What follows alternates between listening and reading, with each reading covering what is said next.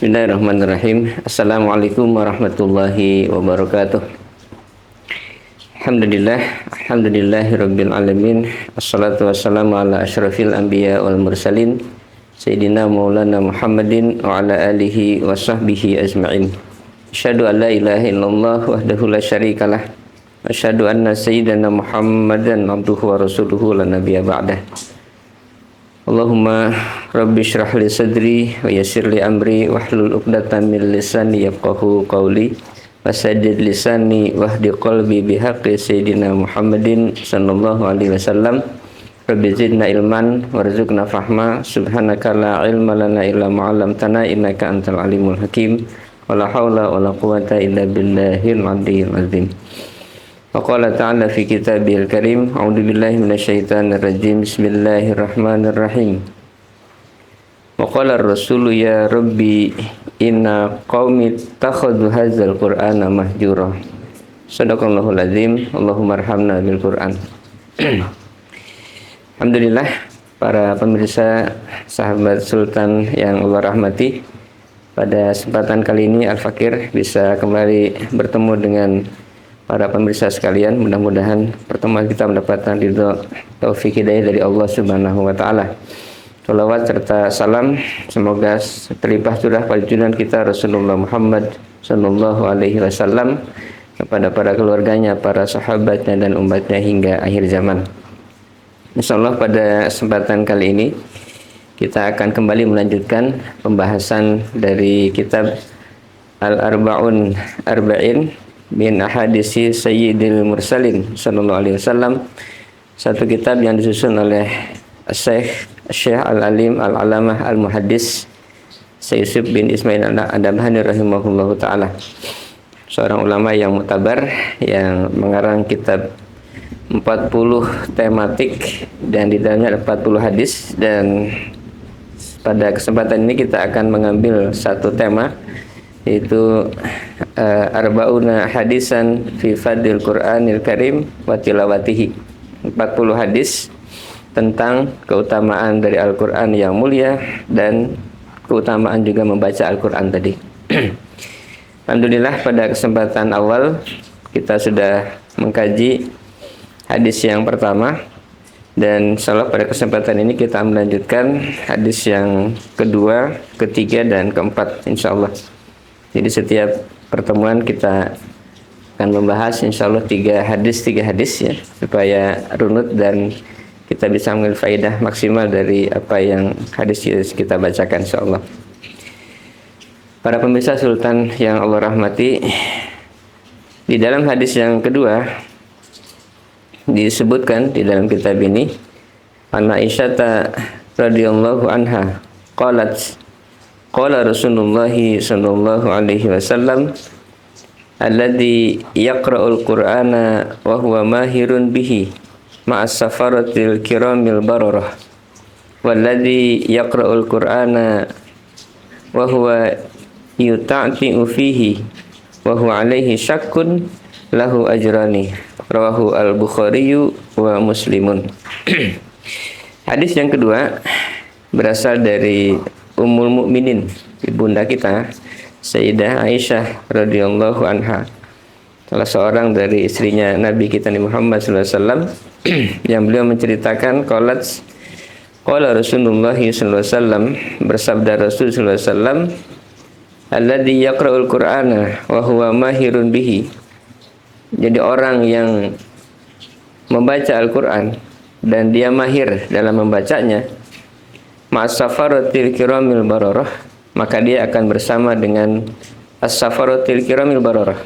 Siapa dia? Yaitu safarah, maknanya adalah para utusan yang mulia, yang selalu taat dan patuh. Waladzi yaqra'ul Qur'an, dan orang yang membaca Al-Qur'an, wa huwa yuta'ti'u fihi, dalam riwayat Imam Muslim disebutkan walladzi yaqra'ul Qur'ana wa yatata'u fihi, sementara dia dalam keadaan terbata-bata membacanya, wa huwa alaihi syakkun, dan dia merasa kesulitan atas membaca Al-Qur'an itu, lahu ajrani, maka baginya mendapatkan dua pahala, dua balasan. Rawahul Bukhari wa Muslimun. Hadis ini diriwayatkan Imam Al-Bukhari dan Imam Muslim. Hadirin rahimakumullah. Hadis ini menceritakan kepada kita tentang keutamaan dari orang yang mahir membaca Al-Quran dan juga orang yang tidak mahir dalam bacaan Al-Quran. Jadi ada dua kelompok yang dijelaskan dalam hadis ini. Kelompok pertama adalah mereka yang mahir membacanya, artinya fasih dalam bacaan Qurannya, sesuai dengan ilmu tajwid dan makharijul hurufnya. Maka mereka yang mahir seperti ini digambarkan di dalam hadis ini akan bersama dengan as-safaratil kiramil bararah. Siapa mereka? Disebutkan di dalam syarah hadis Imam Muslim yang disusun Imam Nawawi rahimahullahu taala. Yang dimaksud dengan as-safaratil kiramil bararah adalah para utusan yang mulia yang mereka selalu taat dan patuh. Jadi mereka adalah golongan orang-orang atau mungkin para malaikat yang diberikan kemuliaan oleh Allah Subhanahu wa taala di akhirat nanti. Sehingga orang-orang yang mahir dalam bacaan Al-Qur'an, mereka akan bersama dengan golongan tersebut dan memiliki kedudukan yang tinggi di sisi Allah Subhanahu wa taala. Sementara orang yang membaca Al-Qur'an tetapi dia kemudian yatata'ta'u, terbata-bata, susah payah di dalam membacanya dan kesulitan, maka baginya ada dua pahala. Itu pahala dikatakan dalam syarah di sini disebutkan falahu ajrani, ajrun bil qiraah. Pertama pahala membacanya, wa ajrun bi tata'tihi fi tilawatihi wa masyaqqatihi. Yang kedua adalah balasan terbata-batanya dan kesulitan di dalam membaca Al-Quran. Nah, jadi ini merupakan sebetulnya motivasi, dorongan kepada siapapun orang yang membaca Al-Quran, meskipun dalam keadaan yang terbata-bata, tetap dia berupaya untuk membacanya, maka tetap dia mendapatkan balasan yang luar biasa, ya. Meskipun dikatakan di dalam syarah hadis Muslim ini, qala al-qadi wa ghairuhu minal ulama, berkata al-qadi dan yang lainnya dari para ulama, walaysa ma'nahu alladhi yatata'tahu alaihi lahu minal ajri aksaru minal mahiri bihi. Tapi bukan berarti kemudian orang yang makna dari hadis ini bukan berarti bahwa orang yang terbata-bata membaca Al-Quran maka lebih banyak pahalanya dibandingkan dengan orang yang mahir. Tidak seperti itu ternyata. Balil mahiru dikatakan, tetapi orang yang mahir dalam bacaan Al-Quran afdalu wa aksaru ajran, itu lebih utama dan lebih banyak pahalanya. Li'annahu ma'as safarati, karena dia akan bersama dengan para utusan, walahu ajrun kasirun. Nah, dan bagi dia akan diberikan pahala yang sangat banyak. Jadi pemirsa rahimakumullah, hadis ini mengisyaratkan kepada kita bagaimana Rasulullah SAW memberikan motivasi kepada siapapun yang membaca Al-Quran untuk tetap membacanya meskipun dalam keadaan terbata-bata. Jadi jangan khawatir kepada yang masih belajar membaca Al-Quran, baginya tetap mendapatkan bahkan dua pahala, dua balasan. Nah, ini hadis yang kedua yang kita bacakan di kesempatan kali ini. Mudah-mudahan dengan membaca hadis ini kita diberikan motivasi oleh Allah Subhanahu wa taala untuk semakin berupaya menjadi orang-orang yang memiliki kemahiran dalam bacaan Al-Qur'an kita. Dan itu merupakan konsekuensi dari keimanan kita kepada Al-Qur'an. Ya, jadi setelah kita beriman kepada Al-Qur'an, maka kewajiban kita kedua adalah untuk selalu membaca Al-Qur'an. Baik, kemudian kita lanjut hadis yang ketiga. Hadis yang ketiga di dalam Arba'un Hadisan fi Fadlil Quran Al-Karim wa tilawatihi, an Abi Musa Al-Asy'ari radhiyallahu anhu qala qala Rasulullah sallallahu alaihi wasallam, masalul mu'minil ladzi yaqra'ul Qur'ana masalul utrujah rihuha tayyibun wa ta'muha tayyibun. Wa masalul mu'min alladzi la yaqra'ul Qur'ana masalu at-tamrah la riha laha wa ta'muha tayyibun hulwun. Wa masalul munafiqil ladzi yaqra'ul Qur'ana masalur raihanah rihuha tayyibun wa ta'muha murrun. Wa masalul munafiqil ladzi la yaqra'ul Qur'ana kamasalil hamdalah laisa laha rihun wa ta'muha murrun. Rawahul Bukhari wa Muslimun. Hadis yang ketiga dari sahabat Sayyidina Abi Musa al-As'ari radhiyallahu anhu, qala, dia berkata, qala Rasulullah sallallahu alaihi wasallam, bersabda Rasul sallallahu alaihi wasallam, masalul mu'min, perumpamaan seorang mukmin, seorang yang beriman, alladzi yaqra'ul Qur'an, yang dia membaca Al-Qur'an, masal utrujah, itu seperti utrujah. Ya, utrujah ini dimaknai sebagai satu buah yang harum baunya, ya, wangi, dan rasanya juga manis. Dalam penjelasan disebutkan utrujah ini adalah buah jeruk, ya. Buah jeruk ini harum baunya dan rasanya manis. Mungkin kalau di kita ada buah mangga, ya, harum manis gitu.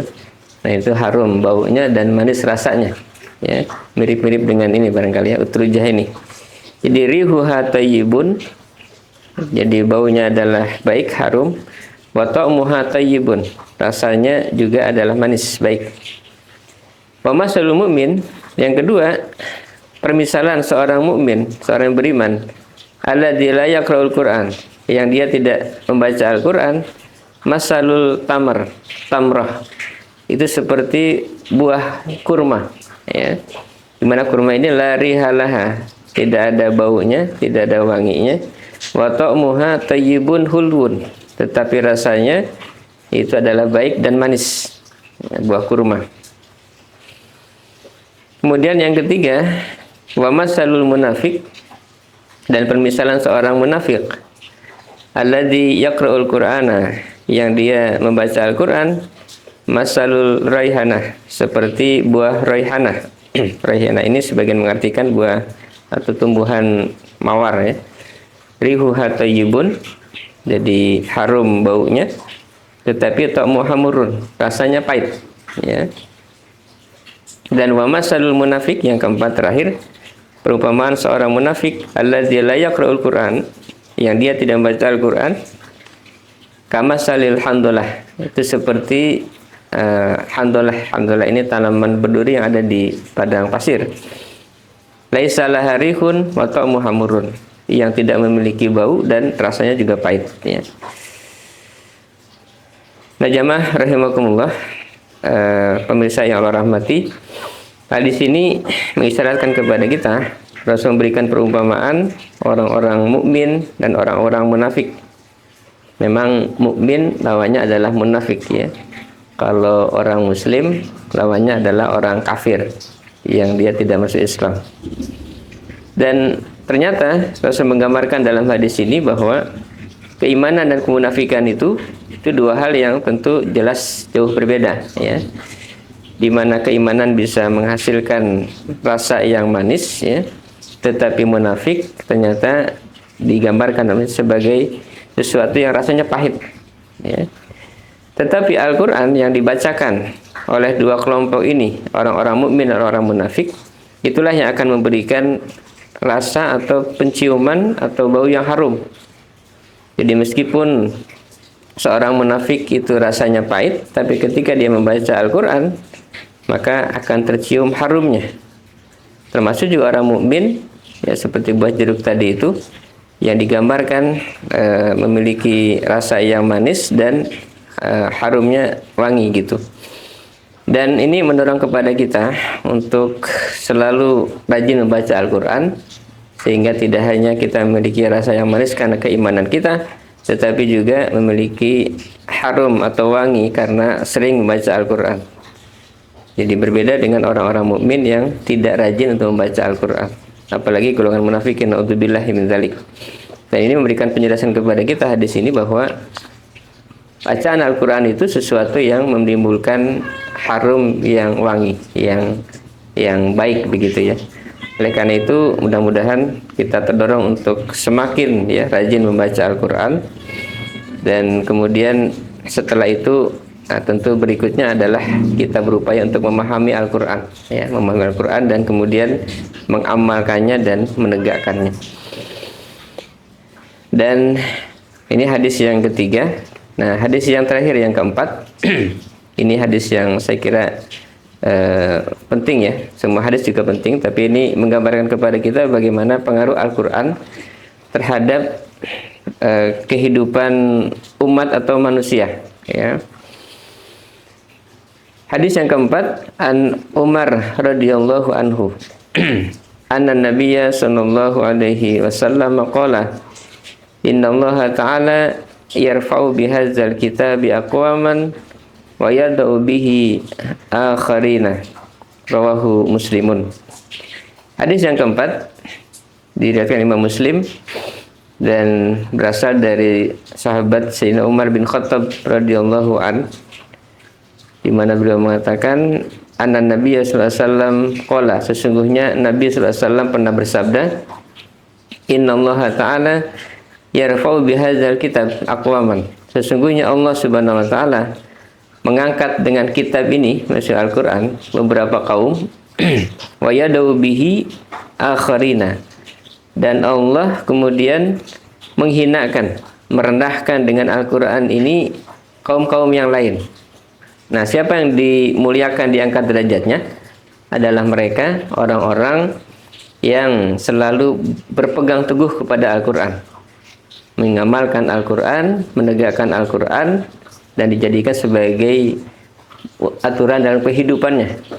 Sementara mereka yang hinakan dengan Al-Quran ini adalah mereka yang kemudian merendahkan, menyepelekan Al-Quran, dan kemudian membuang Al-Quran dari kehidupan mereka.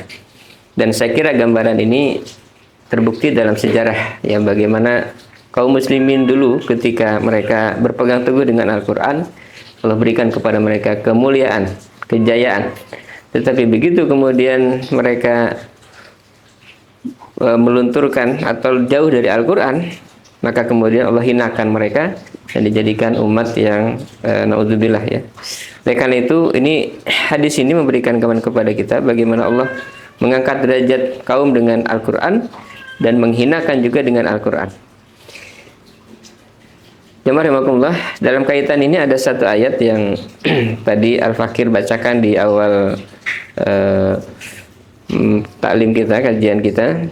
Satu ayat dalam surat Al-Furqan, surat ke-25 ayat ke-30, di mana Allah menyatakan, a'udzubillahi minasyaitonirrajim, bismillahirrahmanirrahim.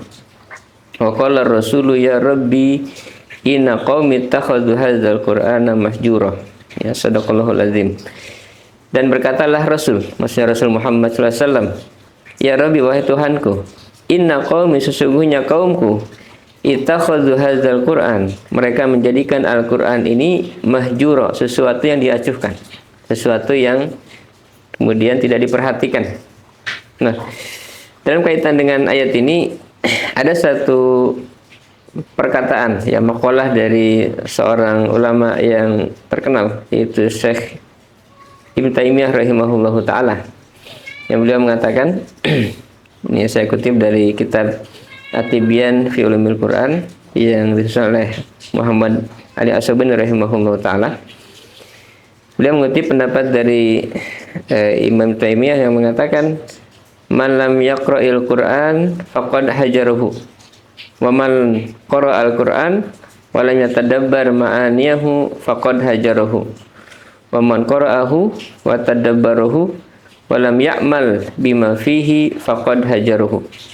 Barang siapa yang tidak pernah membaca Al-Qur'an, maka sungguh dia telah terjauh dari Al-Qur'an, telah mengacuhkan Al-Qur'an, telah hijrah dari Al-Qur'an. Kemudian yang kedua, barang siapa yang membaca Al-Quran, sering dia membaca Al-Quran, tetapi dia tidak mentadaburi makna-makna ayat Al-Quran, maka faqad hajaruhu, sungguh dia telah berhijrah, mengacuhkan juga Al-Quran. Dan yang ketiga, waman qara'ahu wa tadabbarahu wa lam ya'mal bima fihi faqad hajaruhu.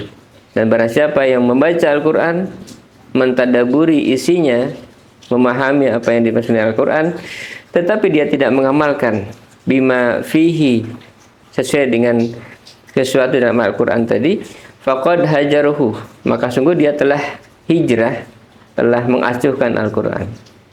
Jadi ada 3 level yang dikatakan mengabaikan Al-Qur'an.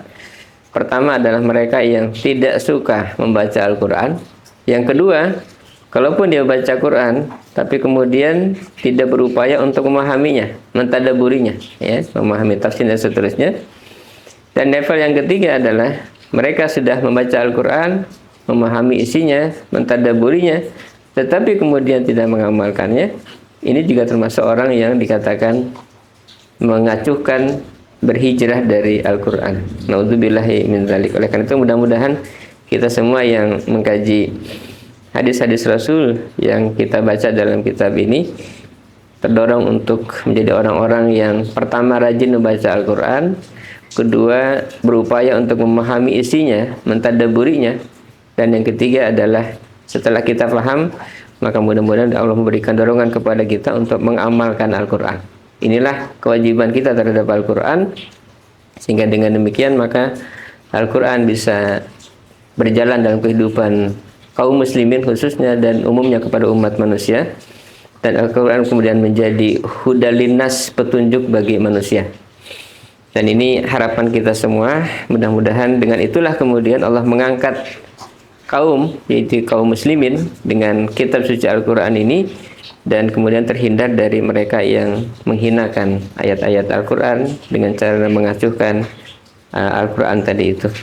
Dan dengan demikian maka kita terhindar dari apa yang diadukan oleh Rasulullah SAW kepada Allah Subhanahu Wa Taala, yaitu kaum yang menjadikan Quran sesuatu yang diacuhkan dari kehidupan mereka. Jamaah rahimakumullah, ini barangkali 3 hadis ya yang bisa kita kaji pada kesempatan ini. Mudah-mudahan dengan kajian singkat ini kita terdorong untuk makin mencintai Al-Quran, dan termasuk juga membaca Al-Quran, kemudian berupaya untuk memahaminya, dan kemudian berupaya untuk mengamalkannya. Kalau boleh kita ambil kesimpulan, kewajiban kita kepada Al-Quran sebetulnya ada 5. Ya, pertama adalah mengimani Al-Quran. Yang kedua, membaca Al-Quran dengan tahsin dan makhraj yang benar. Dan yang ketiga adalah memahami Al-Quran, ya. Dan yang kemudian yang keempat, berupaya mengamalkannya. Dan yang kelima adalah menegakkan Al-Quran. Nah, ini saya kira penting untuk kita jadikan sebagai satu kesadaran kita semua, sehingga Al-Quran bisa tegak ke dalam kehidupan kaum muslimin dan menjadi dustur, menjadi undang-undang yang kemudian berjalan dan dilaksanakan dalam kehidupan kaum muslimin. Mudah-mudahan Allah memberikan kepada kita taufik hidayahnya, sehingga kita terdorong untuk mengamalkan apa yang kita pelajari dari hadis-hadis Rasul Shallallahu Alaihi Wasallam. Amin ya Allah, amin ya Rabbal Alamin. Barangkali demikian yang bisa disampaikan. Kurang lebihnya saya mohon maaf. Walafu minkum, subhanakallahumma wa bihamdika, asyhadu an la ilaha illa anta, astaghfiruka wa atubu ilaik. Assalamualaikum warahmatullahi wabarakatuh.